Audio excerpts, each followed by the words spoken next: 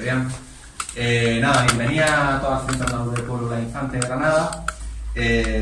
Hoy tenemos aquí con nosotras a Pepe Ruiz Mata. Para nosotras especialmente bonito tenerlo de nuevo aquí, porque estuvo aquí presentando ya un libro que está por aquí, el de megalitismo, 2 megalitos en el suelo de la península ibérica, que ha traído algunos ejemplares por sí. Y fue una presentación que recordamos muy gratamente, porque es de esas presentaciones de libros que hemos hecho que nos gustaron especialmente. Y tenía ya un libro entonces cuando vino a presentar ese megalitismo, que era este, Al-Ándalus, la historia que nos contaron, que hablamos de que lo íbamos a presentar, y así que pues aquí estamos, para presentar. Entonces, José Ruiz Mata es jerezano, nació hace un poquillo años, tal, y tiene, como veis, aquí tiene algunas de su obra, tiene ensayos sobre historia de Andalucía y sobre historia en general, por ejemplo, aquí hay un libro sobre historia de las religiones, es también novelista, ha abordado también el mundo del flamenco, porque siendo de Jerez y siendo ensayista tenía que abordar el mundo del flamenco. Y hoy viene presentarnos un libro de un tema especialmente interesante por el contexto del Centro Andaluz del Pueblo, porque esto es un espacio cultural abiertamente soberanista, abiertamente anticapitalista, y el tema de Al-Ándalus como parte de nuestra historia nos interesa. Nos interesa porque se ha dado un relato de la historiografía oficial que durante un tiempo parece que ya no se iba a perder, pero que ahora está surgiendo cada vez con más fuerza, en el que Al-Ándalus se vende como una especie de anomalía histórica de la península ibérica, porque como hablábamos antes, claro, es imposible que en la península ibérica hubiera habido gente nacida en la península ibérica que no sean católicos. Lo cierto es que el catolicismo en la península ibérica es una cosa pues bastante reciente si miramos los miles de años de historia que tiene la península ibérica y en concreto nuestro país, Andalucía. Desde ese punto de vista, de considerar al andaluz algo ajeno, pues se vierten en declaraciones como las que muchos conoceréis, la del señor Hernán, ¿no? El presidente del Estado español, que decía aquello de que los musulmanes habían ocupado su país durante 8 siglos, ¿no? O las de ese invento del imperialismo que es el Islam wahabita, proyectado, por ejemplo, por Bin Laden cuando decían que iban a recuperar Al-Ándalus.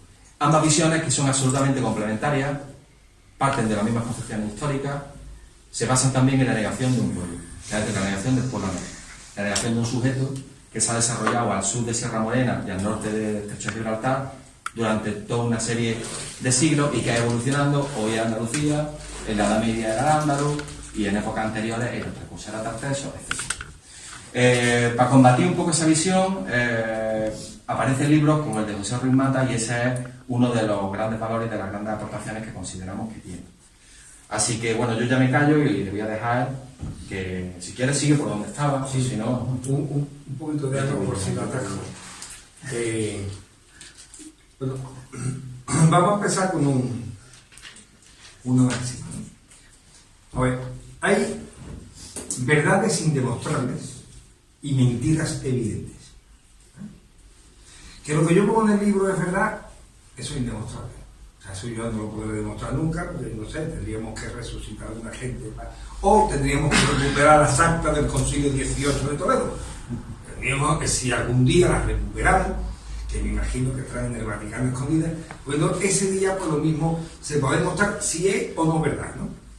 Pero lo que es una mentira evidente es lo que dice la oficialidad de cómo fue la creación de Al-Ándalus. Esa supuesta cabalgada de los árabes de miles de kilómetros, infatigable, ¿no? La gente que le tiraba las llaves de la ciudad de toma, ya está conquistada, ¿no? Alejandría, toma, ya está conquistado, ¿no? Bueno, hombre, porque es que tenían que llegar en 711 al Guadalete, tío, porque los historiadores no se pueden equivocar. Y esa gente tiene que estar en 711. Que trabajo que está costando dinero, ¿eh? Y yo me voy, yo que trabajo. Entonces, aquí hay varios, oye, podemos estar aquí muchísimo tiempo, ustedes cuando digáis, Pepe, ya vale, ¿no? Porque es que yo voy a intentar condensar en una hora y algo, lo menos 4 o 5 siglos de historia, ¿no? Pero además de todo el Mediterráneo, por lo cual es más complicado. Hay hay una cosa interesante, y es que, claro, que todo el mundo dice que el Islam nace en el año 622 con la Égira. Yo tengo comprobado, y por eso lo puse en el libro de Historia de las Religiones, que normalmente una religión nace como 80 años después de su fundador. Ahora, el cristianismo, tal como se concibe actualmente, ¿habéis pagado la luz? No ha pagado, sino ha pagado. No pasa nada, ahora se ha ido hace un rato antes de empezar, ahora vendrá y luego igual se va otra vez. ¿Ves? Las teníamos por ahí, Pepillo. No te preocupes, no, yo hablo a oscuras. Soy capaz. No, entonces, resulta que el cristianismo nace sobre el año 80 de nuestra era, que es cuando aparecen los primeros evangelios, etcétera, etcétera. Pero, y ahí, Mahoma, del cual no hay ninguna noticia, lo mismo que de Jesucristo, no hay ninguna noticia histórica de que existiera, de Mahoma tampoco hay. O sea, Mahoma normalmente es un personaje tan ficticio como podría ser Jesucristo o cualquier fundador de religiones. Pero ¿qué pasa? Que surge 80 años después de cuando supuestamente vive Mahoma, es cuando aparece él en la historia. Y el primer Corán es ya del siglo VIII. El Corán, la gente dice que iba hablándose, se comentaba oralmente, y había tantísimos Corán hasta que hubo un señor que estaba en Damasco, que allá a principios del siglo VIII, 700 y pico, le dijo a un sabio: oye, recopila todos los que hay del Corán, porque eso mismo se lo dijo la Iglesia a San Jerónimo, que fue el que hizo la Biblia, que hizo una recopilación de todo lo que había, porque dice, es que decía San Jerónimo, es que si tú coges dos evangelios de San Juan, de diferentes, y en cuanto hay un párrafo un poco largo ya no se parece. Entonces él intentó, o sea, que lo mismo que los evangelios se deben no a los evangelistas, sino a San Jerónimo, a este sabio, cuyo nombre, perdóname, no me acuerdo ahora, pero está en el libro. Este sabio fue el que recopiló todos los Coranes que había por ahí circulando de manera oral. Él los recopiló todo, veía que en cuanto se metía en un sitio no coincidía casi ninguno, y al final hizo el Corán que hoy se conoce. Con lo cual, el Arcángel Gabriel no se debió de presentar a Mahoma, sino a este hombre, puesto que fue este hombre el que lo hizo. O sea, entonces, el que le dictaba al Arcángel Gabriel tenía que haber sido a él, puesto que es el que al final hace. Pero además de todo esto, el árabe antiguo, sobre todo, las vocales eran puntitos que se iban poniendo. Entonces, si tú pones RM, si tú los puntitos no lo pones, hay que poner Romo, Roma o Ramo. Entonces, aún así es complicado ese primer Corán decir, y si encima metemos que dice que otra en árabe, pues entonces ya lo metemos todavía mucho más, ¿no? Entonces vamos complicando, entonces eso está muy complicado. Pero lo que sí es verdad es que el primer Corán aparece ya en el siglo VIII. Y las primeras noticias sobre Mahoma son del año 670, 680, ¿no? Hasta el caso que San Eulogio de Córdoba, y ya estamos hablando, en el 800, no se había enterado de que Mahoma existía.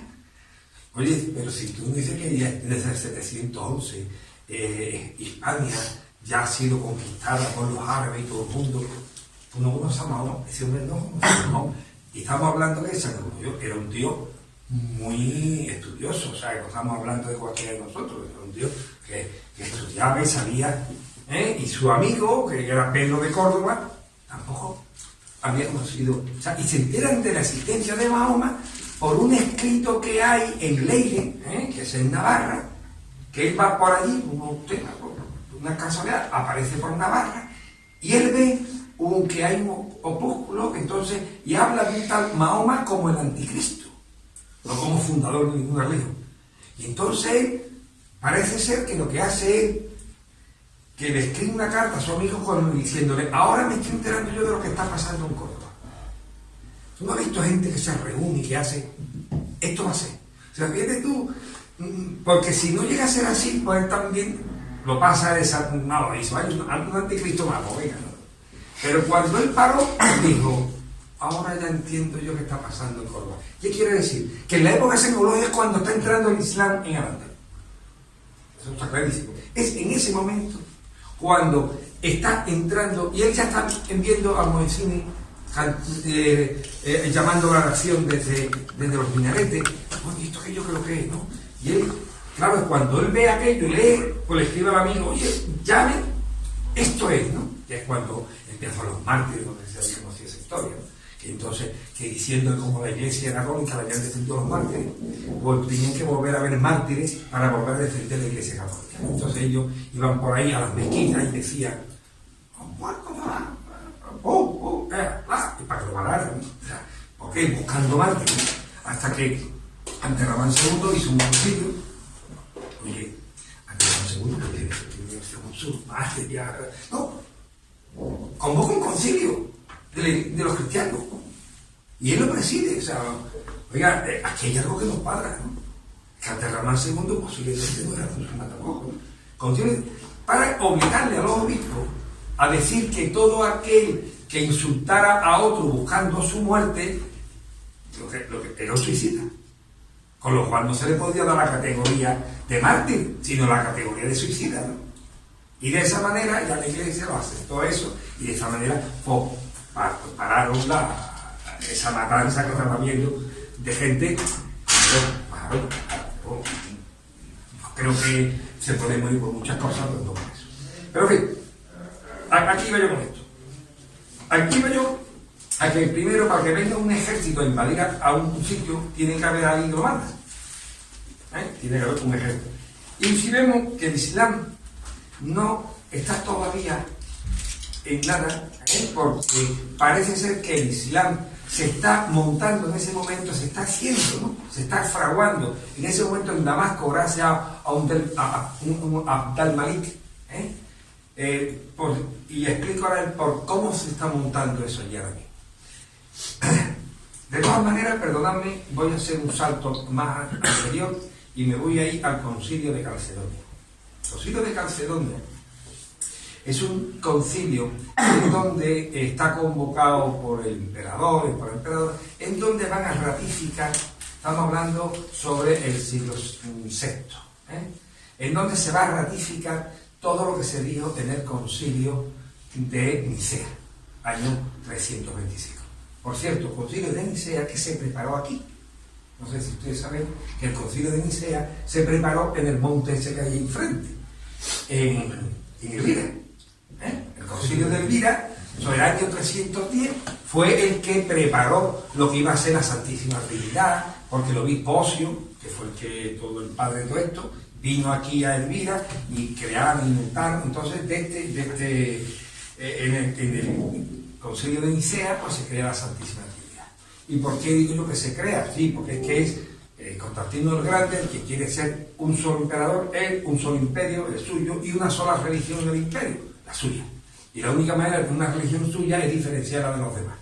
Y hasta entonces los cristianos habían sido unitarios. O sea, habían pensado Dios Padre, punto, y Jesucristo pues era enviado del Padre. O sea, nadie pensaba que Jesucristo fuera Dios, Hijo de Dios.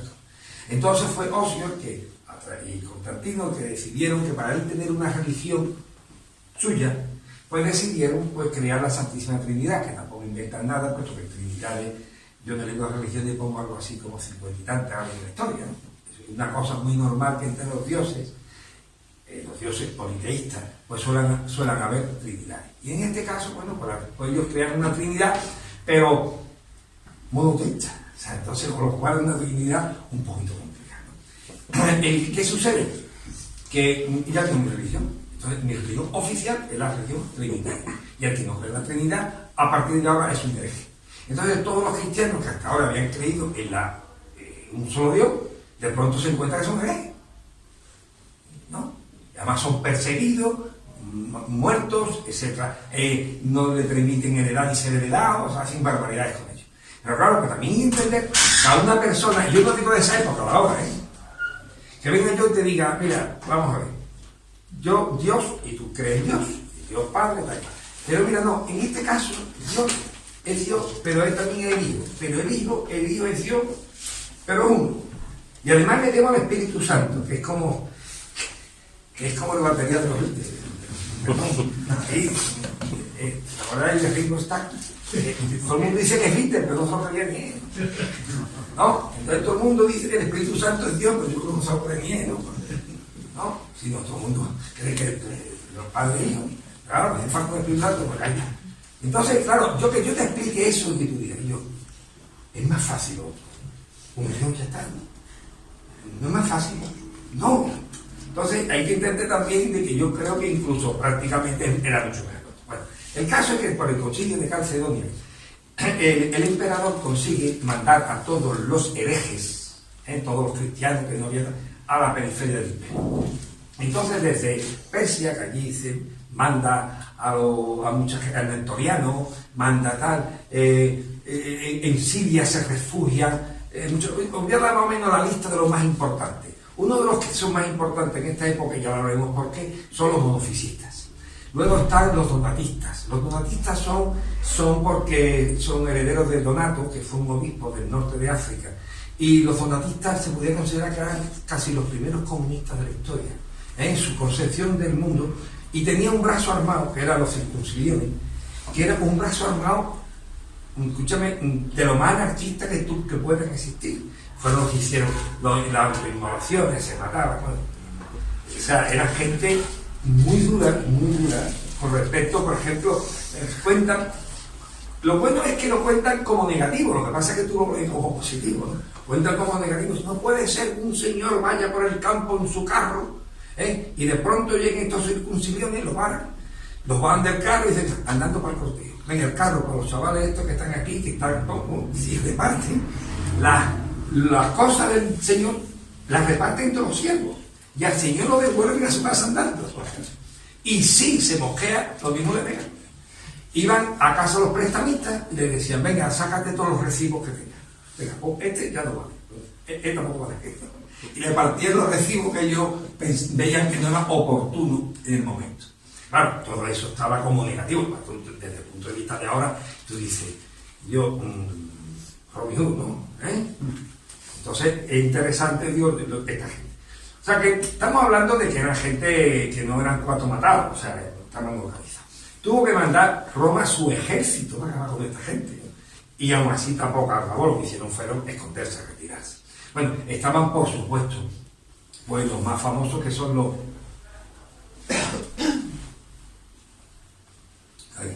Los que los visigodos eran, ¿cómo se llama? Arrianos. Los arrianos, partidarios de Arrio, ese quizás sea lo más numeroso, porque todos los visigodos, como me he dicho, casi todos los godos, ¿no? eran arrianos. Entonces teníamos a los godos que eran arrianos, tenían, ya digo,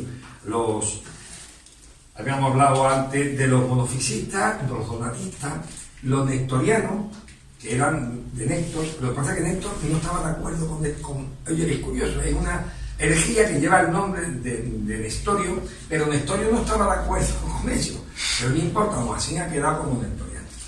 Eso fue otro problema se cargaron Nestorio por problemas económicos. Lo que pasa es que lo culparon de una herejía que él decía que yo no creo en eso, pero creó escuelas.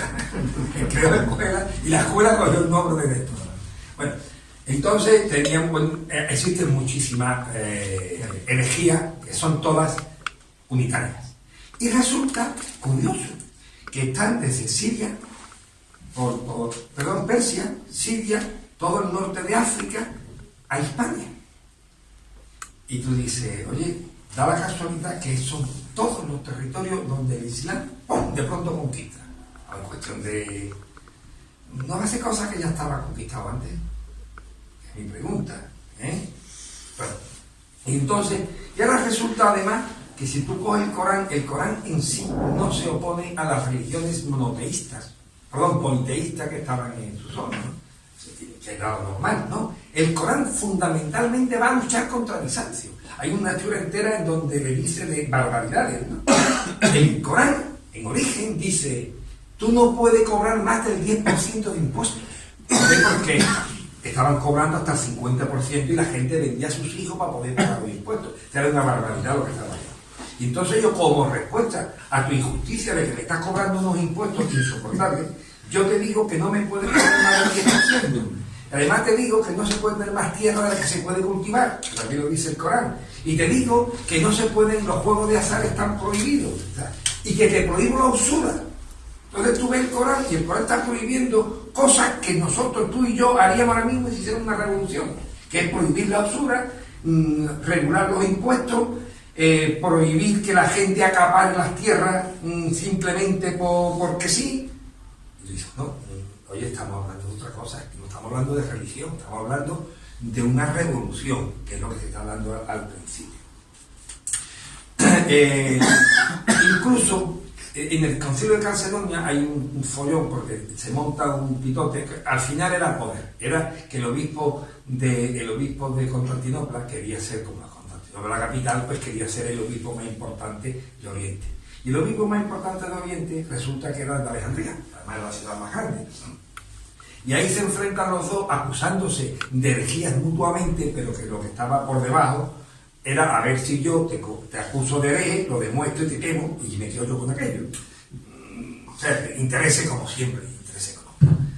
El caso es que después de aquello salió mal parado el obispo de Alejandría, y Alejandría se separa de la iglesia. De la iglesia de Roma y de la iglesia se separa, y de lo que incluso luego de Constantinopla pues, aparecerá los ortodoxos, ¿no?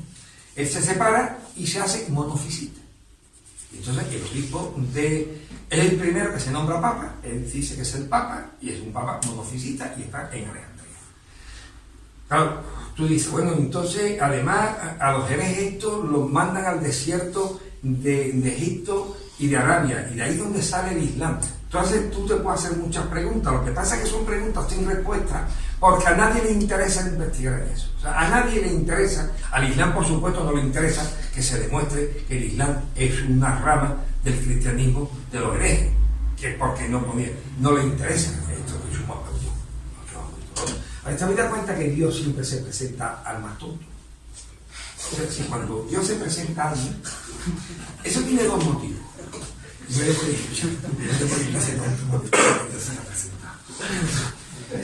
ese es el motivo ya suficientemente fuerte.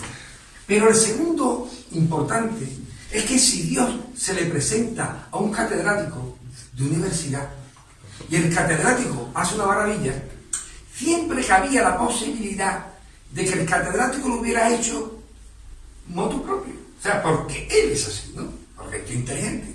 Pero si Dios se le presenta al más tonto, y el más tonto es un prodigio, no cabrá duda de que eso ha sido por obra de Dios. Entonces siempre es importante de que Dios se presente a alguien que tú digas, Dios.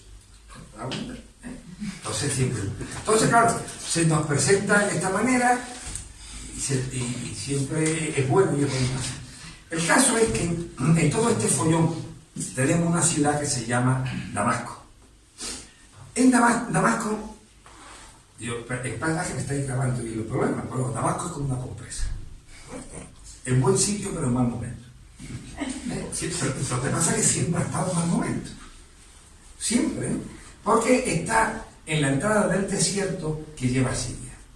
Entonces, cuando los romanos iban a pegarse con los sirios, pasaban por Damasco, le zumbaban, iban a Siria, se pegaban con los sirios, ganaban o perdían, volvían, le volvían a pegar los de Damasco. Entonces los sirios cabreados, los persas cabreados, bajaban a buscar a los romanos, llegaban a Damasco, le pegaban los de Damasco, se pegaban con los romanos a la vuelta, le volvían a pegar, y decían, yo mal sitio. Sigue el mal sitio. Porque Argelia hace un oleoducto, coño, y pasa por allí.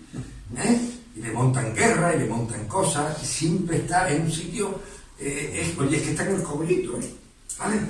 Entonces, ¿qué pasa? Que los señores de Damasco un día deciden buscarse a un ejército pagado, que los defienda, o sea, a tiempo bruto. Se mira, vamos a buscarnos gente fuerte, tenerlo aquí, por lo menos para que cuando den la vuelta, o sea, que den un rodeo, y no te lleven la torta,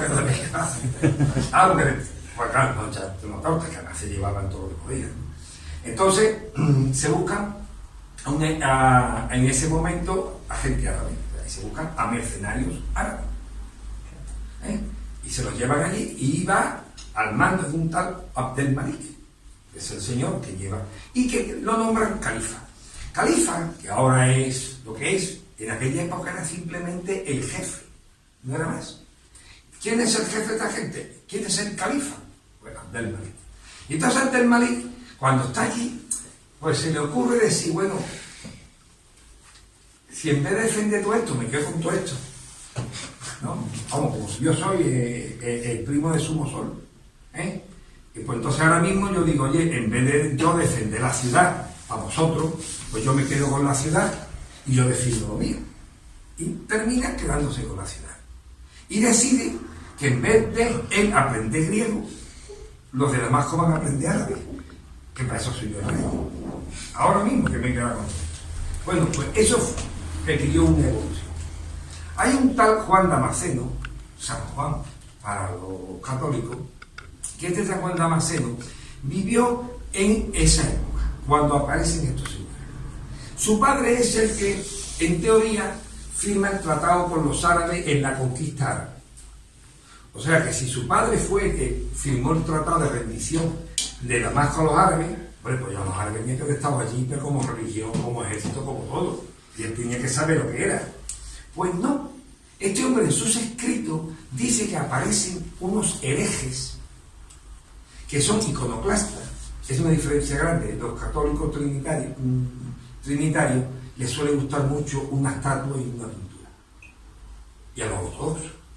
Sin embargo, a todo el resto del cristianismo, desde lo primitivo, no quiere ni estatua, ni lienzo, ni nada, porque dice que Dios no se puede representar. Es como el judaísmo.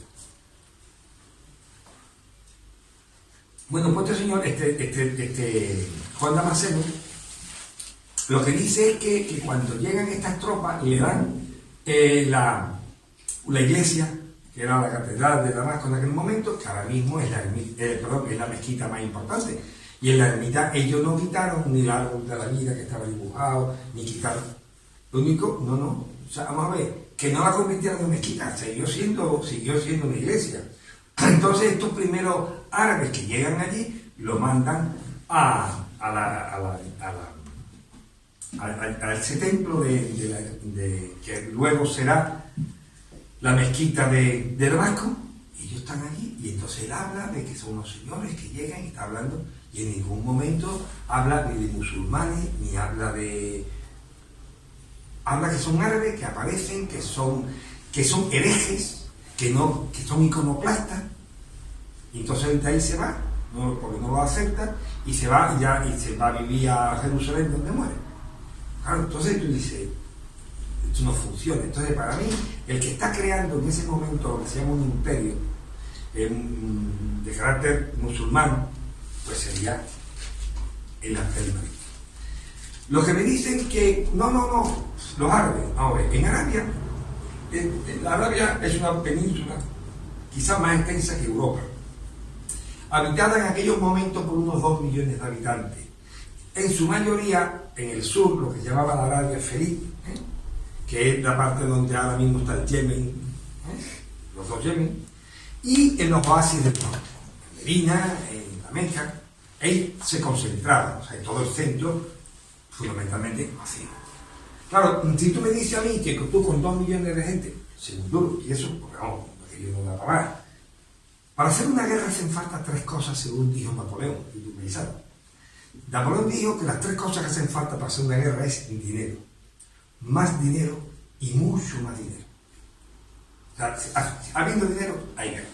Si no hay dinero, una espada en la época vikinga valía lo mismo que una casa. O sea, estamos hablando de que, oye, una espada no en Toledo, que el tío te la vende allí de souvenir. Aquello en aquella época era difícil de hacer. Bueno, oye, ¿de dónde? Y otra cosa, no es cuestión de tecnología. En aquella época la guerra era, mientras más gente lleve a la guerra, más brutos sean, con palos más gordos, antes gana. Porque es que era cuestión de darse más porro. O sea, que no es como ahora que te manda un misil, ¿no? Y tú dices, el tío viene y yo estoy solo. En mi consola mando un misil y me cargo a 500 tíos. No. En aquella época, si tú te quieres cargar 500 tíos, tenías que ir con 1000, con palos más gordos y más brutos que ellos, ¿no? porque es que no había otra tecnología que el porrazo. Entonces, resulta que cogemos uno de esos 2 millones, ¿cuántos hombres podían haber en condiciones de pelear? 500.000, 800.000, hay mujeres también, también eran mujeres, ¿eh? Y niños, y viejos. Oye, y todos los hombres se van a pelear y dejan que tiene más que a las mujeres, a los niños y a los viejos. ¿Quién dale de comer a esa gente? Tú tienes que dejar gente allí que siga cultivando, que siga llevando caravanas. O sea, tú puedes despistar de esos 2 millones un 10% para la guerra. ¿Cuánto? 200.000 personas. Es una barbaridad. Venga, vale, me lo creo. Ya haciendo armas. ¿De qué manera? Otra cosa. En Arabia ahora hay caballo porque la tecnología lo permite. En aquella época el caballo bebe 40 litros de agua diaria. Si tú tienes 1000 caballos, tú tienes 40.000 litros de agua diario. ¿De dónde? En Arabia. Entonces ellos cambiaron camello. Es más, hasta que el hombre no domesticó el camello no se atrevió a entrar dentro de Arabia. Bueno, el camello se sabe y el caballo no puede estar juntos. O sea, se odian. Solo el olor se matan entre ellos. O sea, un caballo y un camello no pueden estar juntos. O sea, que tú tienes un ejército o de caballo o de camello, no juntos. Entonces yo, que soy árabe, despisto lo que puedo, sin un duro, nos buscamos 4 armas de eso, en camello, y me enfrento a Bizancio. Y en 2 años paro. Yo, no sé qué no. O sea, de verdad, no. O sea, a ver, yo no sé cómo fue, pero así no. O sea, es una mentira. Luego las distancias. De Damasco a Tarifa hay 6.000 kilómetros. ¿Vale?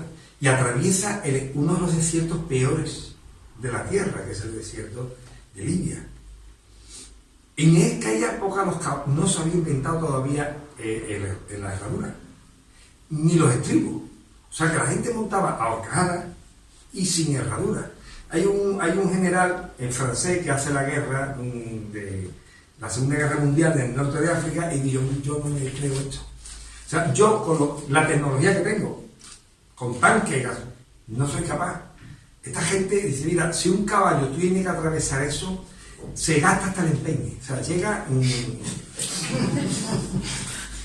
porque es que no puede ser. O sea, es que son muchos miles de kilómetros. Desde si veis en el mapa, desde Alejandría a Túnez, no sé si son 1.500 o 2.000 kilómetros. Espérate, yo me lo corro en un caballo sin errar, a horcajada. Lo cruzamos como si la comida no la cae del cielo, hermana. Y cuando llego allí, me enfrento a todos los enemigos y los mato a todos y sigo para adelante. Yo, en la película de Superman, me lo creo más. O sea, no ves, ya estoy más preparado. No es normal, ¿no? Alejandría, ya he dicho, es la segunda ciudad más grande que hay en el mundo. En este momento, totalmente amurallada, muy habitada, con un ejército muy poderoso, y cae en manos de esos salvajes en semana y media, no sé, sobre la marcha. Seguro, o sea, tú para conquistar esa ciudad tenías que llevarte años rodeándola, sitiándola, con carga. Además, ¿y quién te enseña las técnicas de la guerra para que tú tengas unos generales tan buenos que rápidamente dicen, no?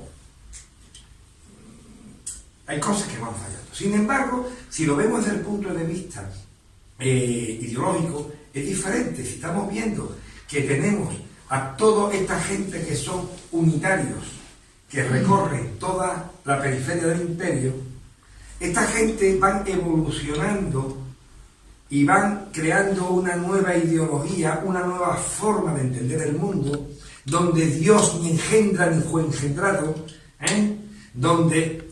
¿Por qué? Porque yo me tengo que oponer porque oponerme a la iglesia de Bizancio es oponerme al emperador y al imperio que me está oprimiendo. ¿Vale? Si yo me opongo al emperador, también me opongo a su religión. Entonces esto va mezclado. Entonces todo eso lo tenemos ahí. O sea, toda esa amalgama de gente que está... Y luego en el norte de África estaba viendo un momento en donde la gente quería independencia, ¿no? Todo eso estaba bien. Eso es lo que tenemos incluso hasta España, ¿no? En España lo que estaba, me ha faltado uno de los nuestros, que son los seguidores de Prisciliano. Prisciliano es un señor que nace en Santiago, en Galicia, y predica, en vez de hacer la misa con vino y pan y vino, porque ellos lo hacen con leche, porque no quieren tomar alcohol, van mucho por las mujeres. O sea, lo mismo que la Iglesia Católica se había convertido en andrógina, o sea, donde el hombre era todo el poder, esta gente creía más en las mujeres, y entonces las mujeres tenían unos cargos mucho más importantes, no entraban dentro de la iglesia a decir misas, sino que hacían las misas en los atrios, porque querían con la naturaleza. Dejo con la cabeza, obviamente. No está claro, ¿no? Y se la cortaron, creo que fue en Trier, ¿no? Que en español creo que Trieste, ¿no? Trieste. Porque fue el Papa pedirle ayuda al Papa, el Papa no le ayudó, entonces a la vuelta, pues el emperador lo trincó en Trieste y le cortaron la cabeza. Y parece ser que sus discípulos lo metieron en una caja y se lo llevaron en peregrinación de vuelta a su pueblo y fue enterrado. Da la casualidad que está enterrado en Santiago de Compostela. Y parece ser que los señores que van a visitar a Santiago van a visitar a Prisciliano, que está allí. Por eso tampoco abren la tumba, tampoco quiere decir eso. Es más fácil decir, no vamos a hacer sacrilegio, ya, pero oye, pero el negocio funciona.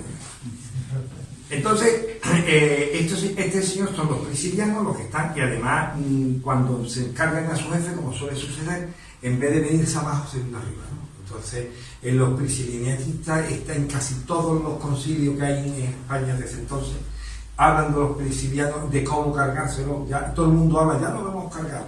Si tú en el próximo me vuelves a decir que ya no lo he cargado, quiere decir que tampoco es tan mentira como anterior. O sea, no se los hay cargado, ¿no? O sea, sería. Bueno, todo esto lo tenemos ahí, este plan. Y ahora vamos a contar lo que dice la historia, que a mí a veces me da incluso vergüenza, lo que dice la historia de cómo fue la conquista de Irlanda.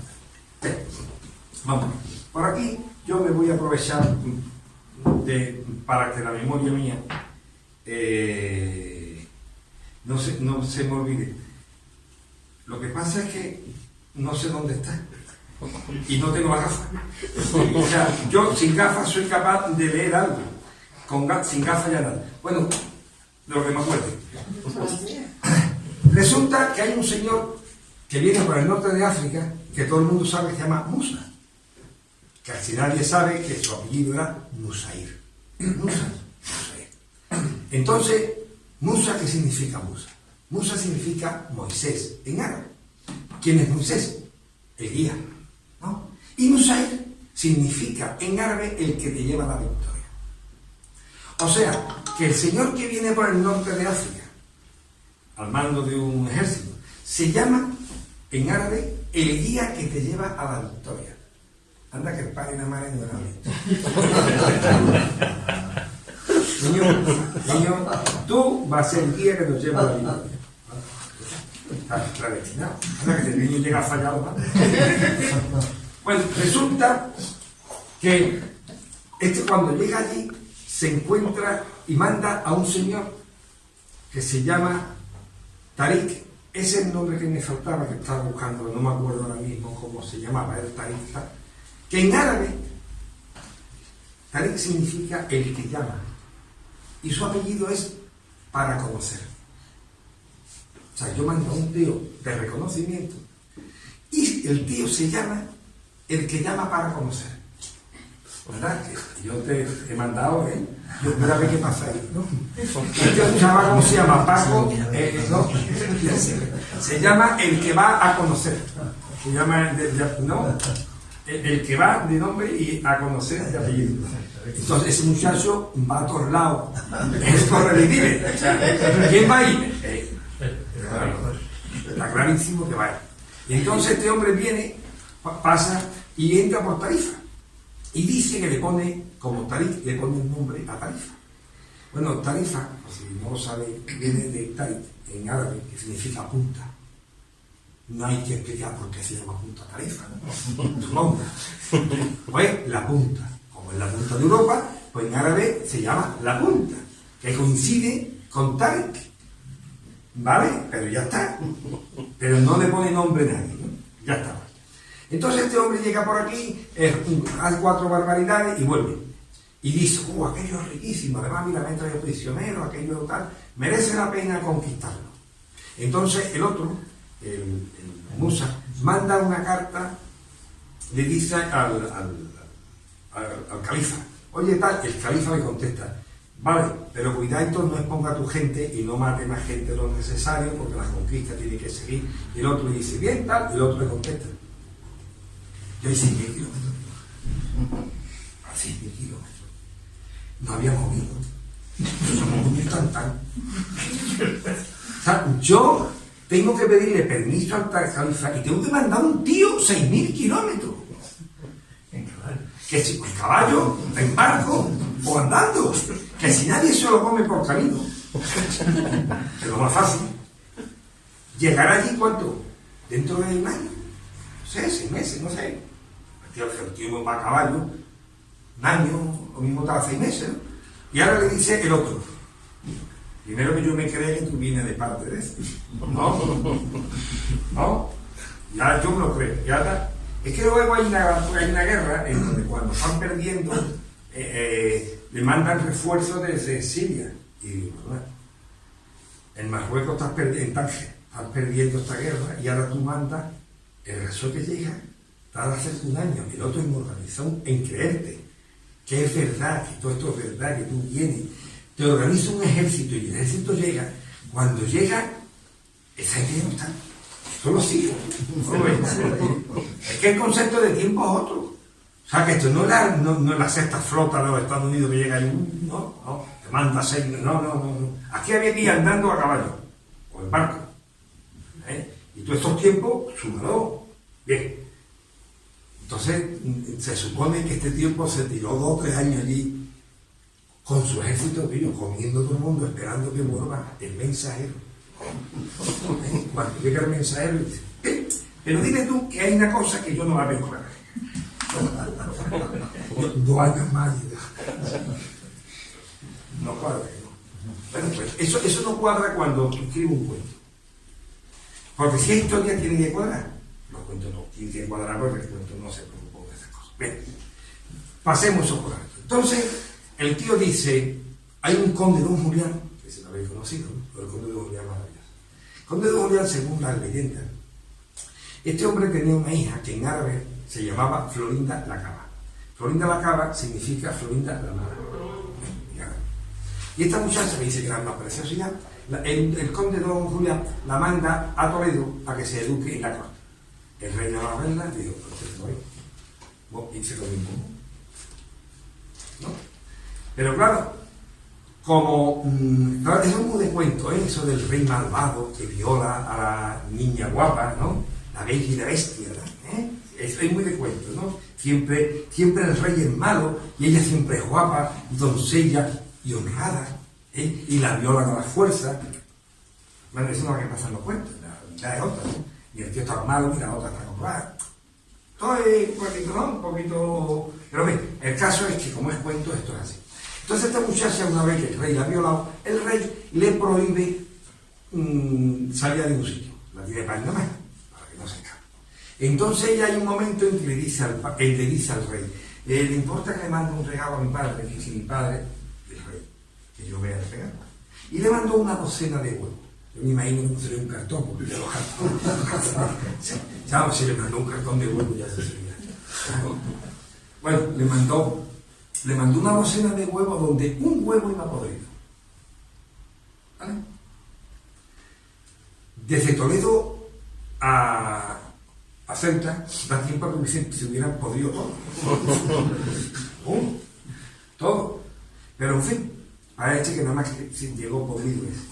Y cuando dice que el conde Don Julián vio aquello y dijo, un huevo podrido, había transformado. Y yo, este muchacho en la escuela de lógica hubiera hecho carrera. Yo nos reímos, pero es que eso está en la historia. en los libros de historia. Y entonces va a Toledo, le dice al rey que su mujer está muy mala y solamente a la presencia de la hija la recuperará. El rey accede, se la lleva, y cuando él se viene con su hija de vuelta le dice: me voy a cargar España. Yo como, ¿ves? Lo primero que para cometer una venganza, lo primero que hay que hacer, a ti no se te ocurre vengarte de un tío muy grande, tú te vengas de la gente de un tío chiquitito. Claro, vengarte de toda España. Pero eso fue, entonces, ¿qué hace? Pues se pone de acuerdo con el fulano este, con el Musa, le presta los barcos para conquistar España. Y yo, si eso no fuera clavado a París y Helena, pues yo no lo creía más, pero es que es París y Helena. Uno costó Troya y la otra costó España. Pero es que lo de Troya se lo inventó Homero, ¿no? Esto se lo inventó otro. O sea, que además es copiado. Bien. Entonces, dice el tío: voy a mandar entonces otra expedición. Y voy a mandar a otro Tarik. Oye, ahí nada más que había Tarik, ¿eh? Bueno, y en vez de Tarik se llama Tarik Siryaf. Este es el nombre, sí me acuerdo. Bueno, pues Tarik Siryaf significa en árabe el que llama con contundencia. O sea, si uno llamaba para conocer, este ya llama con contundencia. Y este hombre, en vez de ir por Tarifa, porque ya fue el otro, hombre, mira, yo conozco aquello, el cabo de Guadalmesí está a 14 kilómetros de África, es el punto más cercano. No, se va a Gibraltar, que está bastante más lejos, casi el doble o más. Y se va a Gibraltar porque él quería ponerle su nombre al peñón de Gibraltar. Y desde entonces se llama Jabel Tarik. Y la Gibraltar, con mucho que se ponga, viene de Giba Tarik. Giba, que es latín, porque en Holanda también se hablaba latín. Giba significa joroba, monte aislado. De ahí en Jerez hay un monte que se llama Gibalbín. Y hay otro monte que se llama el Monte Aljibe, no sé si lo habéis conocido. El Monte Aljibe no es porque tenga una aljibe arriba, es porque Aljibe, o sea, la joroba. Entonces, pues Gibraltar es Giba Tarik, la montaña de la punta. Hay que explicar por qué se llama la montaña de la punta. ¿No? Podríamos llamarla la montaña embarcada, porque que está en un barco ya. Está claro, pues no señor, se llama por Tarik. Vale. Ahora, Tarik va a pasar a la península con 12.000 guerreros. ¿Cuántos barcos voy a tener el conde? El conde no iba a tener la armada bizantina. Si se supone que antes mandaron 300, pues veo que 4 barquitos, ¿no? Es que un barco, en aquella época iba remo, ¿no? Un barco para cruzar desde Ceuta al Peñón y del Peñón a Ceuta es un día para allá. O sea, cargar un día, descargar otro día, cargar, ¿no? Por lo más es un día para allá y un día para acá. El día que se levante no sale el barco, y eso no dice mucho, ¿eh? El día que hace marejada no sale el barco, el día que hace poniente tampoco. O sea, que es que allí en el estrecho no hay tantos días que se pueda hacer las cosas tranquilamente. ¿Cuánto pasaba además otra cosa? Montar un caballo en una barca, los que sepáis de eso, un caballo no el caballo no vea el agua y no sube. El caballo hay que ponerlo que no vea el agua, teme el agua. Entonces, cada vez que dice uno venga caballo, pues ese día pues habrá que dar más que caballo, tío, no sé. Yo le he calculado que se podría haber llevado casi un año pasando gente, ¿no? Ese número son 12.000. Tú dices, yo en cada viaje puedo llevar ¿cuánto? No sé, tanto. Tú sumas por caballo, tú dices 6 meses fácil, y 6 meses yo me llevo pasando gente y los del otro lado esperando. Espera tú, espera que vienen todos a pegar. Yo, no, vamos a ver, en este mundo hay más chivato que ventanas. Es verdad, ¿no? Si lo que faltan son ventanas. Los chivatos. El Peñón de Ibar ha estado habitado siempre. Yo estoy allí y veo el tiempo que tú tardas en bajar, llegar a la costa, de jefe, yo a mí están desembarcando una gente en la playa. Cuando, yo me sé, hay un poco, se los cabellos están. No, ahí no matan a nadie. Espera, que comen en esos 6 meses. Que tenían todo saqueado. Es que no es lógico. Luego, una vez que estás preparado, hay otro personaje en la historia que se llama Mugiz. Lo que pasa es que se me falta el anterior, Pedro está buscando. Mugiz. Este hombre fue el que dicen que conquistó Córdoba para los musulmanes. Este hombre era bizantino y fue el que los ayudó a ellos desde el primer momento. ¿Y cómo se llama? En árabe se llama el bizantino que socorre. ¿Vale? Significa bizantino. Y no sé, el anterior que me acuerdo es el que socorre. Y tú dices, el nombre le viene, vamos, de perla. El bizantino que socorre. El guía que nos lleva a la victoria. El que llama para conocer. El que llama con contundencia. El bizantino que socorre. Vamos a ver. Es que ¿a qué va a ser mentira? ¿A qué va a ser mentira? No puede ser. Bueno. Entonces toda esta gente de pronto dice, ven, vámonos para Toledo. ¿Tú por qué sabes que es Toledo? ¿Y tú por qué sabes que Toledo está para allá? Y el rey que está en Navarra se viene corriendo, pero si yo tardo menos de Navarra allí que el otro en cruzar el estrecho. No, el rey se espera también. Y cuando aparece, hay una calzada romana que va de Tarifa a Córdoba. No, van por Jerez. Y yo, ¿por qué no da vuelta? Pero es que lo bueno es que el otro también la da. No. O sea, lo normal es que se hubiese ya encontrado en la calzada, no, se encuentra. Lo bueno es que en Batalla del Guadalete hay unas pocas dentro del libro que yo os contaré después de terminar todo esto. Y parece que el que lo escribe, nada más que conocía ese río. Y pone todas las batallas en ese río, ¿qué pone 3? Algunas que le están pegando a un Córdoba vienen a pegarse allí. Y digo yo, este tío que no conocía más río que este. Y toda la porraza. Y además, resulta que Tarik pasa por 2 ciudades que son impresionantes. Una es Vejer y la otra es Medina. Medina es inexpugnable, Medina está encima, no sé si conocéis Macedonia. ¿Quién va a conquistar Medina? Medina está de arriba, está inexpugnable a su vida. No, la conquista de Tacón.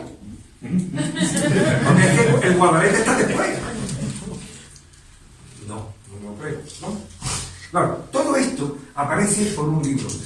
Resulta que, es que la verdad es muy dolorosa. Entonces, pues más vale inventar algo.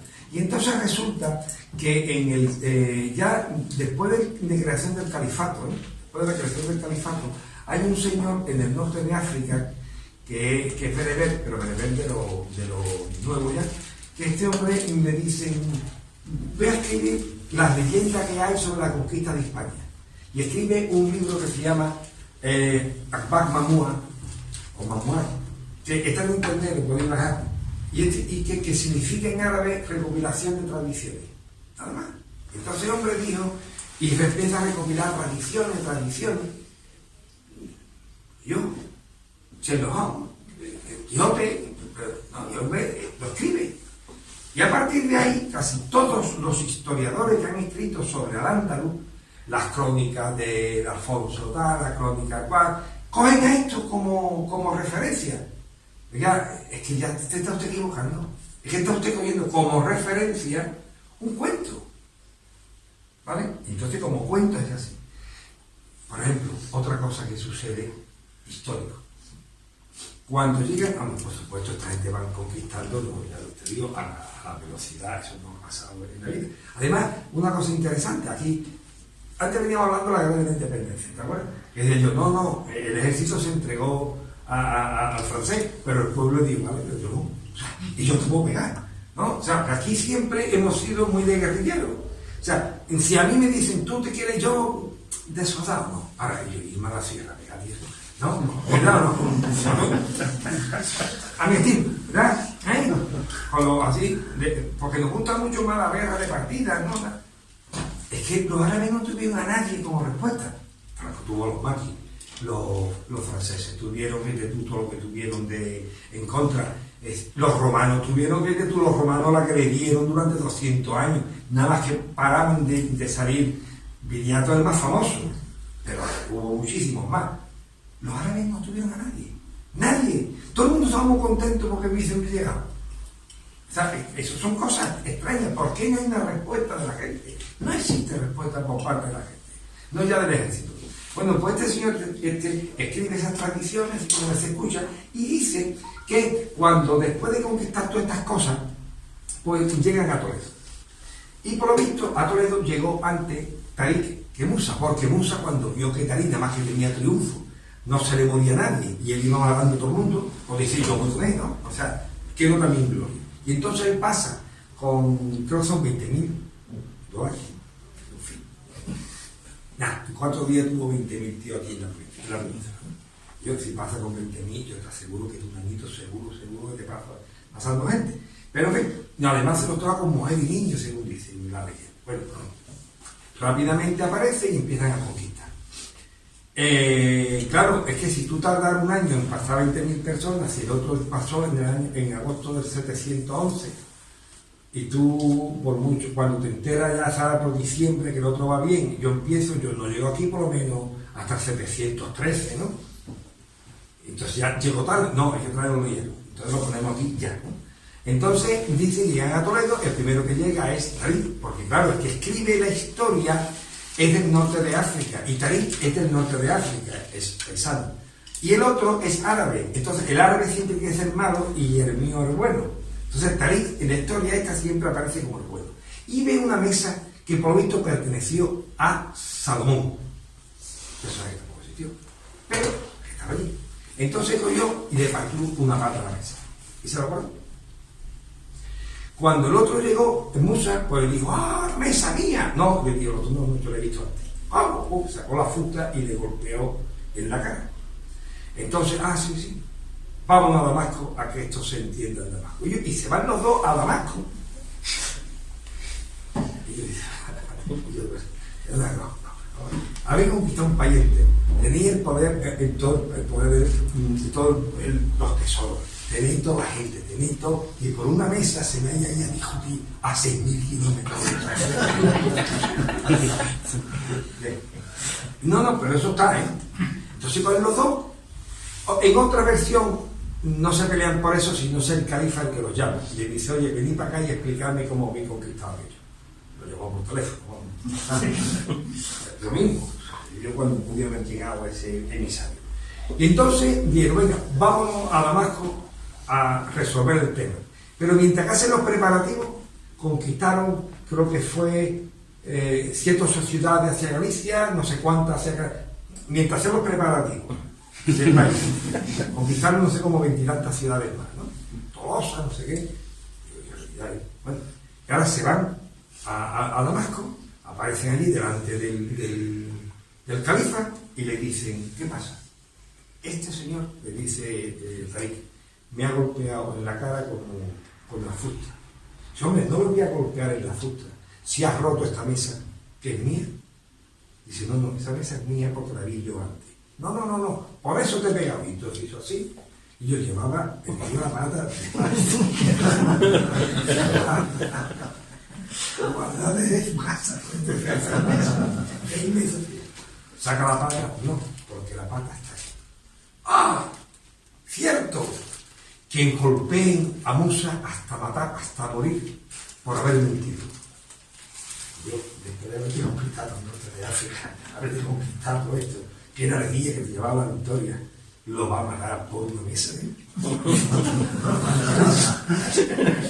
Parece ser que no lo condena a muerte, sino que murió por los golpes recibidos, porque le mandó que le pegaran porrazo y de los golpes murió.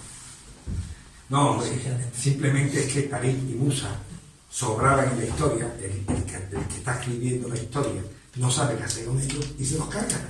Ya está. Lo podía haber matado un resfriado, podía haberse despeñado, podía haber...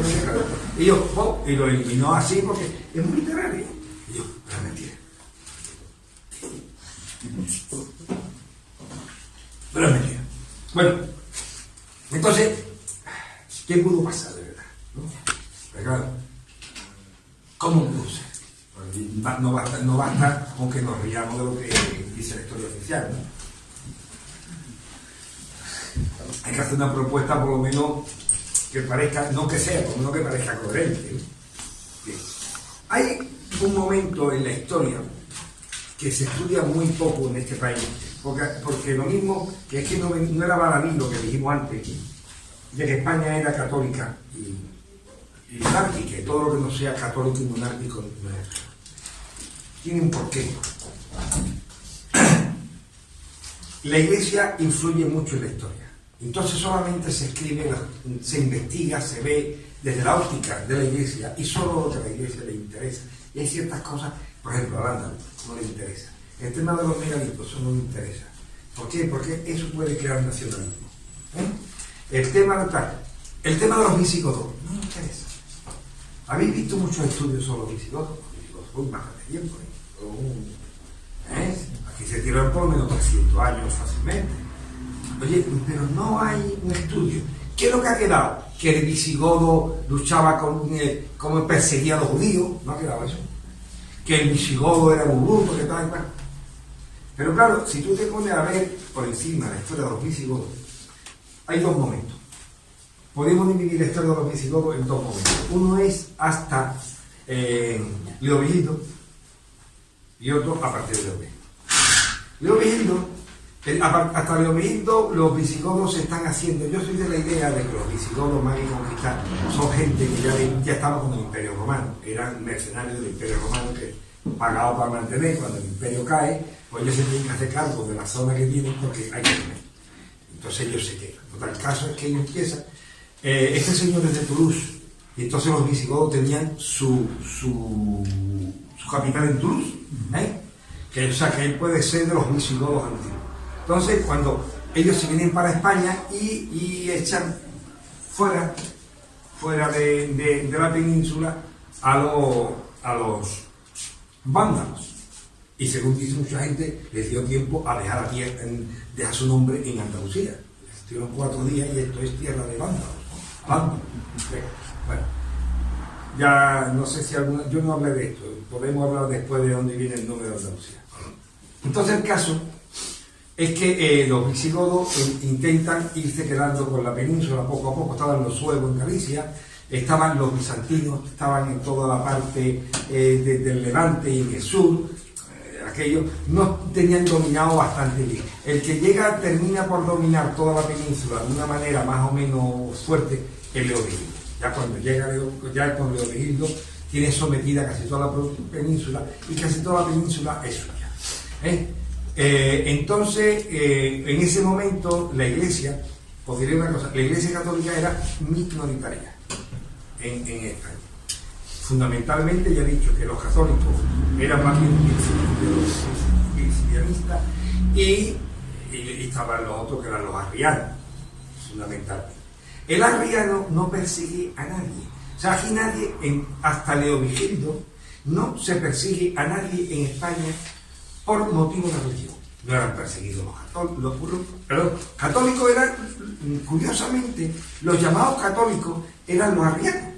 Lo que pasa es que después los otros toman católicos romanos y le quitan el nombre. Ahí sí, en este caso sí nos roban el nombre. Pero le robaron el nombre, pero para que nos entendamos, cuando yo diga católico me estoy refiriendo a los católicos romanos y arriando a nosotros, porque no nos olvidamos. Pero que sepamos que hay veces que podéis leer católico y son los otros.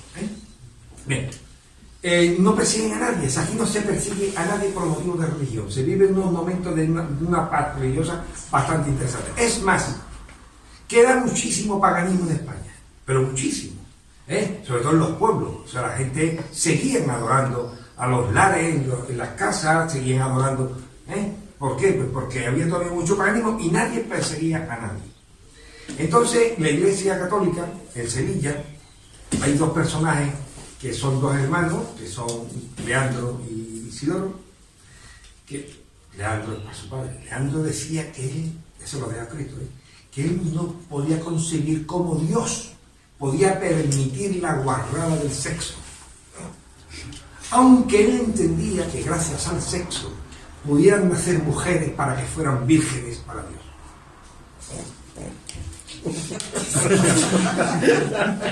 No, es autoritario, ¿no? O sea, cuando yo, todo lo que diga yo es peor. Vale. Pero pues este señor y su hermano Isidoro le comen el coco porque tal, no quiero ser, adoctrinan a Hermenegildo, que es hijo de Leovidio, y lo convierten al catolicismo, al cristianismo trinitario de Roma. Pero cometen un error el chaval, y es que en vez de esperar a que el padre muera, pues se rebela contra su padre, porque los otros lo empujan, y se proclama rey católico, apostólico romano, en Sevilla. El padre, como no podía ser de otra manera, pues llega, le da los cachetadas, ¿tú qué haces? Pero no lo manda, parece que lo manda a todos. Y ahí, y ahí lo dejan, recibirlo. Una cosa es tú estás arreglando contra mí y otra cosa que yo te vaya a matar. El caso es que, no, en ese caso, después de Ramón III, mata a su hijo. Y uno le dijo, oye, ¿no lo perdona? Dice, si yo lo perdono, cuando una madre venga y me diga, perdona a mi hijo, lo tengo también que perdonar. Si yo no voy a poder perdonar al hijo de esa madre, no puedo perdonar al mío. Vamos, eso es la tercera. Aunque, ¿no? En este caso, no digo, usted se gaste con nadie y perdona a su hijo. El caso es que la Iglesia, cuando vio que había fallado el tema, pues coge al segundo hijo, que era Recaredo, y vuelven a la carga, ¿no? Y entonces convencen a Recaredo de que el catolicismo es lo mejor, y Recaredo, más inteligente, espera que su padre muera, y cuando el padre muere, él accede al trono, y entonces convoca una serie de concilios entre uno y otro, y al final, como no hay acuerdo entre arrianos y los trinitarios, pues él decide la jubilación de Recaredo, famosísima, año 562, que él decide hacerse católico, cristiano, apostólico, romano, y con él toda la raza romana. Tú podrás hablar por ti. O sea, es como si ahora mismo el rey de España dice, digas anglicano, y conmigo, todos los españoles. Ya a partir de ahora el obispo de Toledo ya es anglicano, y el otro. No, en aquella época era igual ahora. O sea, la gente no es más tonta antes y era pendiente. La gente, allá había gente que moría por la religión y se dejaba torturar, y yo no cambio de religión, no, los mártires, y porque el rey lo diga, yo ya lo voy a hacer, ¿no? Bueno, por eso es lo que ha basado la Iglesia para decir que España era católica, así, ¿no? Basado en eso. Pero el hecho es que para reafirmar sus palabras, deciden que todos los templos arrianos pasan a poder de los trinitarios. Que los arrianos o se convierten al trinitarismo, o lo matan, o lo expulsan. O sea, empieza una persecución. O sea, lo que siempre ha hecho la Iglesia católica romana. O sea, que las religiones no persiguen a nadie. Solamente hay dos religiones que persiguen a la gente. Y la que primero empezó fue la Iglesia Católica. La Iglesia Católica ha perseguido. La Iglesia Católica tiene una forma de actuar, y es, cuando estoy en minoría, respeto. Por favor, vamos a respetarnos todo el mundo, ¿no? Yo también exijo que me respeten, pero en cuanto ella está en el poder, no respeta a nadie. La Inquisición no respeta a nadie, con los visigodos no respeta a nadie, con Constantino no respetó a nadie. O sea, ella suele utilizar el sistema de que como... Pero además, sin remordimiento, porque yo no te voy a matar, a sacrificar, porque no piensas como yo, sino para salvar tu alma. Dijo San Agustín, hermano, ¿qué es que yo te torture durante una semana, 15 días? Si con eso te he librado de sufrimiento eterno. Agradécemelo. Eso es en eso se ha basado siempre toda la Inquisición, toda esta gente. Ellos encima te hacen un favor librando. Bueno, sigue esto. Entonces, este Recaredo empieza el que dice, la Iglesia, en cuanto la Iglesia sube al poder, pues el Estado visigodo se convierte en una teocracia. Ya la que manda en el poder es la Iglesia. A partir de entonces, cuando empiezan los concilios de Toledo. 8, 9, 10. ¿Por qué? Porque en el concilio de Toledo es donde son las cortes. Los curas reunidos en el concilio de Toledo son los que van a diseñar las leyes, son los que van a decidir cómo va el país y cómo se van a hacer las cosas de acuerdo a los intereses. Y además los curas empiezan a robar como si no hubiera otra vida. Te lo digo porque tú lees los concilios, las actas de los concilios, y aquí yo también. Dios dice, el obispo que manimitiera, que significa que liberara, a un esclavo que lo pague de su bolsillo, porque si no lo paga de su bolsillo particular, cuando muera volverá a ser esclavo de la Iglesia, puesto que no lo ha liberado. La justicia sin la injusticia. ¿Vale? Eso está ahí. El obispo que violara o matara a una mujer principal será condenado, pero no dice si mata o viola a una no principal. Eso lo podía hacer.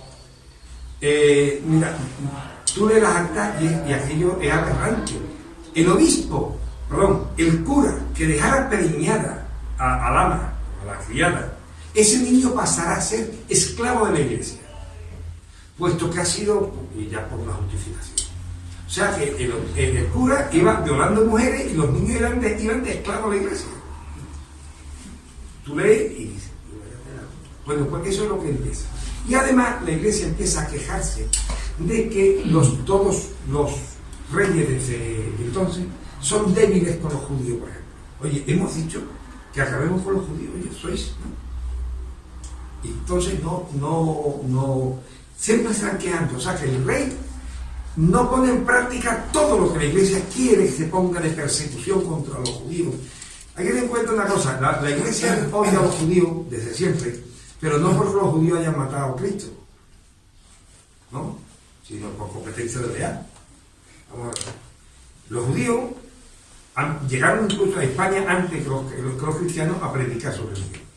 Casi todos los judíos que hay en España no son judíos. Es que como el judío se confunde, la raza, la religión, el país, se confunde todo, porque es complicado.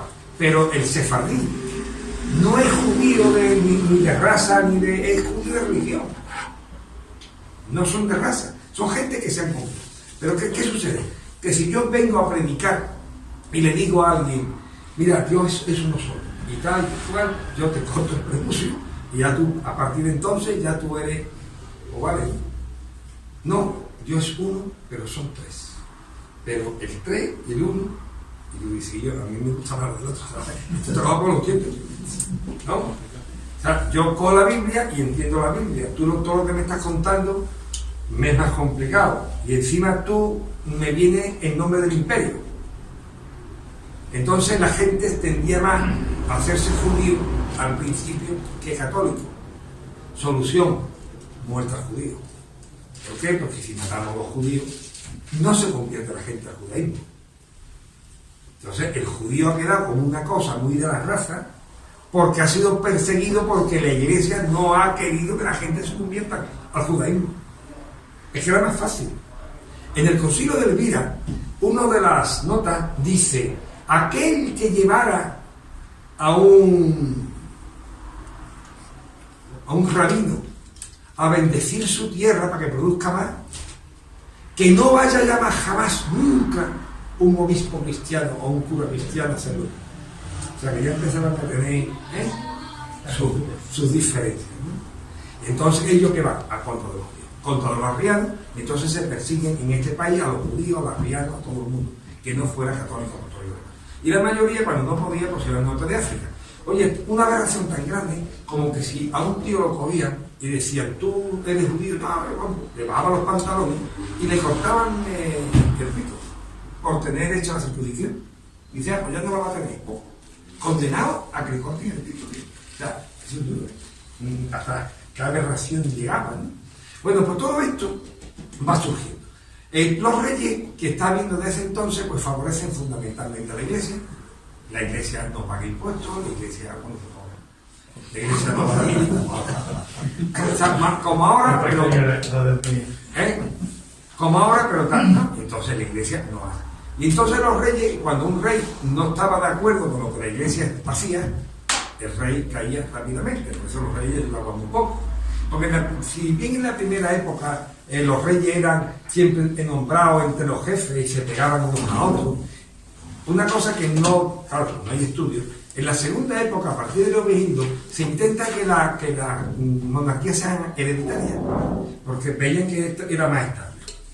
O sea, que entonces ya no era aquello de yo me pego contigo, no, era una cuestión, ya y se intentaba que fuera hereditaria.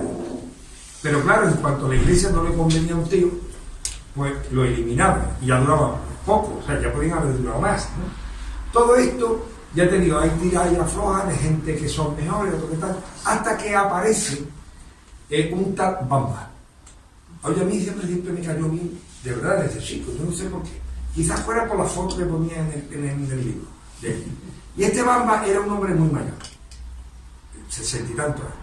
Y cuando se cargaron al rey anterior, entonces llega y se reúne en un pueblo que ahora se llama Bamba en honor suyo. Antes se llamaba de otra manera, no me acuerdo cómo está puesto ahí. Y este Bamba, cuando está en la reunión, él le dice, tú vas a ser el próximo rey. Y dice, ya, perdón, tengo 60 y tantos años.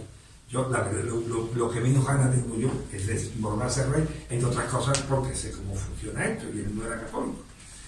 Y entonces alguien se levantó, sacó una espada y le dijo, mira, pues tiene dos soluciones. O sale con la corona o sale con los pies por delante, con la cara. Tú decides. Ese hombre me ha convencido. Veo que la corona es más calificante. ¿No? O sea, que lo convencieron rápido, ¿no? No importa. Dijeron, o rey o muerto. Entonces, lo que nadie se esperaba es que el hijo tenía más huevo que el caballo de Matero, ¿no? O sea, en cuanto entró, dijo, bueno, pues aquí el rey soy yo. Y el que manda soy yo. Y parece ser que debes nos dice Filemina, lo que pasa es que se lo quitan, que volvió a introducir, quiere decir que ya antes existía, la poligamia. Ya estamos pensando en el Islam. Este hombre hace muchas cosas que ya tú piensas en el Islam, el Bamba. Y dice, no, aquí cuando yo entre, si hay peligro de que la nación está en peligro, ni cura ni nada, todo el mundo ni nada. Y el dinero me da igual que sea de iglesia. O sea, empieza ya a poner las cosas un poquito en orden. Lo que pasa es que era un tío muy bueno, cogió un buen momento, la gente era muy feliz, los cultivos, no hubo sequía, no hubo epidemia. Y entonces, y además él se volcó mucho a la gente, porque empezó a decir, venga, todo el que debe dinero. Y eso se lo iba perdonando a la gente. Y la gente empezó a quererlo una barbaridad. Y para entonces el pueblo de Hispania, Bamba era como su padre. Entonces la iglesia dice, y yo, mátalo, ¿no? Porque vamos a tener una revuelta inmensa. Y entonces ellos hacen una cosa que es graciosa. Para ser rey había que tener la melena visigoda. Y además no haber sido nunca monje. A este hombre lo cogen en una cena, lo emborrachan, lo duermen, se lo llevan a la cama, lo pelan y le ponen el hábito de un monje. Cuando él por la mañana se despierta y se ve sin melena y vestido de monje, como era un Dios muy honrado, dijo, bien, avíjalo. Y se fue a un convento y se metió en un plan. Y se quitó del medio. Al día siguiente ya había leyes en contra de lo que él había hecho. Si esto estaba preparado por la iglesia. Entonces Bamba, hubo dos más, hasta que aparece un tercero, que se llama Witisa. Witisa, ya estamos, Witiza, que es un señor que ha quedado como un tío de los más malos que ha habido en la historia de España. Cosa que no es rara. Como por ejemplo ha quedado como muy malo un tal Justiniano el Apóstata, que fue un extraordinario emperador, pero ha quedado muy malo porque él quiso volver otra vez al politeísmo y acabar con el poder de la Iglesia. Lógicamente la historia pues es un malvado que comía niños, que hacía barbaridad. Pues este Witiza, como dijo, yo voy a cambiar todo esto, pues ha quedado para la historia pues como un malvado que mató a no sé quién, mató a su madre, ¿no? Barbaridades. Dicho sea de paso, Recaredo votó a su hermano, mandó matar a Hermenegildo para que nunca le pudiera reclamar trono, ¿vale? O sea que en eso se parece mucho también a Constantino. El hecho es que este Witiza, él ve que hay unas nuevas corrientes que están viniendo desde Oriente, que son todas estas cosas de libertad, que toda esta revolución en contra de la Iglesia, en contra de esto, en contra tal, y le gusta. O sea, dice, esto hay que cambiarlo. Sobre todo porque hasta entonces el visigodo había sido un tío que solamente el visigodo se fijaba en sí mismo, era la nobleza. Yo lo mío, tú lo tuyo, y tú te defiendes de lo tuyo o lo mío. Y el rey tenía que gobernar con su dinero, no contaba con el apoyo del resto de la nobleza, o sea, era gente muy cerrada. Pero embargo Witiza es de los primeros que dice, no, la única forma que aquí hay de prosperar es volver al sistema romano, al imperio romano. O sea, donde el Estado es el Estado, y donde el imperio es el imperio. Y yo tengo que ser rey no de mi parte, sino de todo. Oye, y el que se oponga, algo. O sea, ¿no? Que es lo que hace Al-Ándalus. El gran milagro de Al-Ándalus es que vuelve a la cultura romana, al concepto, yo soy Abderramán II, rey de todo Al-Ándalus. Y si tú en un pueblo te levantas contra mí, ponte pego.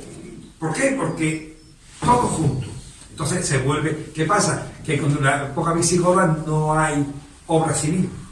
Con Al-Ándalus sí, porque como yo soy el rey de todo Al-Ándalus, me preocupo de hacer obra civil, me preocupo del bienestar de mi gente, no solamente de los míos del grupo, sino de todo, ¿no?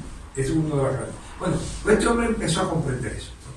Witiza, viendo que a él se lo iban a eliminar, parece que se apoya en sus hijos, que es Artoas y Achila. Achila era el mayor. Entonces este hombre empieza a poner en práctica ciertas cosas, llega al concilio 18 de Toledo, y ahí es donde se monta la marimorena, desaparecen las actas, y eso fue en el 710. Muere Achila, y entonces la iglesia entonces Achila deja como rey a su hijo, muere Witiza, y deja como rey a Achila, su hijo. Pero la iglesia rápidamente persigue a Achila para matarlo y nombra a Rodrigo rey, porque Rodrigo es de los suyos. Achila, ¿qué hace? Huye y se refugia en el norte de África. En el norte de África, señores, que mucha gente piensa que había gente ya con babucha, correcto, viviendo en Jaima, ¿no? Eso viene ya mucho después, ¿verdad? En el siglo XI y demás. En esa época, los que vienen del norte de África eran romanos.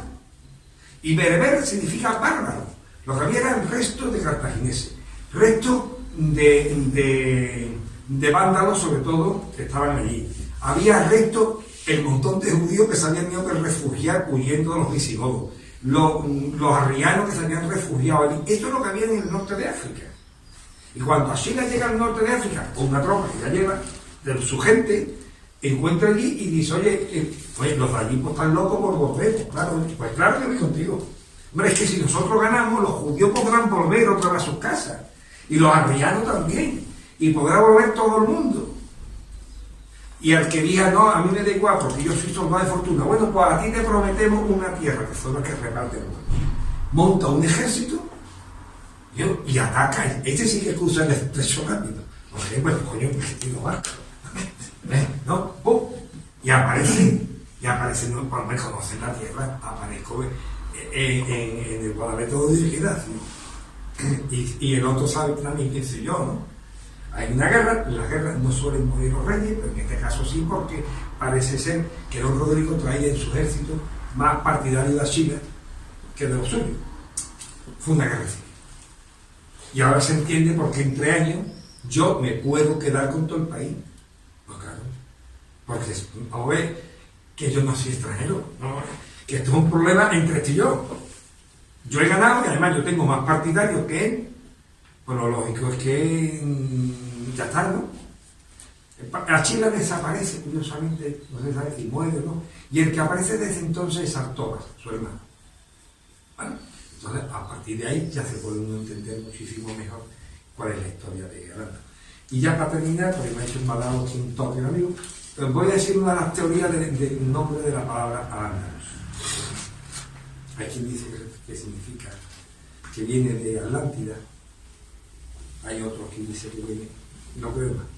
Hay gente que dice que Al-Ándalus viene de Porto Vándalos. Y los vándalos estuvieron aquí 4 días. Como para dejar ese importante.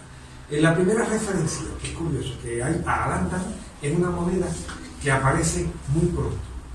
En el año 98 de la Égira, o sea, en el 700, aparece una moneda de plata en donde por un lado está escrito en latín y tiene la estrella tartésica, curiosamente, y por otro lado está escrita en árabe, pero no hay referencia a Mahoma, o sea, que es curioso. Entonces, esa moneda ya aparece la palabra Al-Ándalus. Al-Ándalus, para abreviar, hay muchas teorías. La que yo creo es que Al-Ándalus viene de 3 palabras. Al, que es el artículo, sabéis que en árabe y en andalusí mucho más, al, siempre todas las palabras, todos los sustantivos lleva su artículo al. Yo tengo al. Landa significa en celta tierra. Irlanda, Nederland, los Lander, las landas. Landa, no hay que explicar, Holanda. El landa es una partícula que en toda Europa, celta, significa tierra. Al-Landa. Tú quieres una L, pero no se diría Ash, Al-Landa. Y luz. Ahora, hay un dios celta, que es el dios al cual no se le puede mirar a la cara. ¿Cuál es el dios al cual no se le puede mirar a la cara? Sol. Al dios Sol. Es el dios Sol. Dios Lux, al cual no se le puede mirar a la cara. Y es el dios supremo, el dios de todas las cosas. Entonces ese dios es posiblemente el que le dé el nombre al lago Lux, Tino Lux. De ahí viene la palabra Lugo. San Lucas significa no como no es el evangelista, sino es Sankt Lux. Es porque ahí estaba en las 4 San Lucas que hay, porque las pobres de San Lucas, ¿no? Está San Lucas de Guadiana, San Lucas de la Mayor, San Lucas de Barrameda, ¿no? Y bueno, pues ese San Lucas viene de ahí, de Lux. Y Lucena también viene de Lux. O sea que ha quedado en el nombre de muchas ciudades la referencia al dios Lux, o Lug, también se escribe con G, con C, con CH, con X. Hay que explicar por qué se llama, porque es la tierra del dios Sol. Entonces, Al-Ándalus significa la tierra de la luz, la tierra del sol. Curiosamente, nuestras 2 costas se llaman una costa de la luz y la otra costa del sol. Que es lo que se extrae, cuando uno llega aquí, ¿qué es lo que dice? La luz que hay, ¿no? Pues esta es la tierra del dios Lux. Pues la tierra del dios Lux, Al-Ándalus, ¿no? Porque tiene que ser una cosa muy, muy metida entre la gente para que quede, ¿no? Y eso es una cosa que puede quedar muy dentro. Lo mismo que Borno o Bormujo viene del dios Berno, que es también celta, que significa el burbujeante. Y es porque donde había fuentes que echaban mucha agua así burbujeante, que en Borno las había, no se las acaba con ella, estaban dedicadas al dios Berna, y de ahí Borno o Bormujo. O sea que el nombre de nuestros pueblos Pero como no quieren que aquí haya nunca secta, pues está prohibido que haya secta, pues no puede ver nada secta.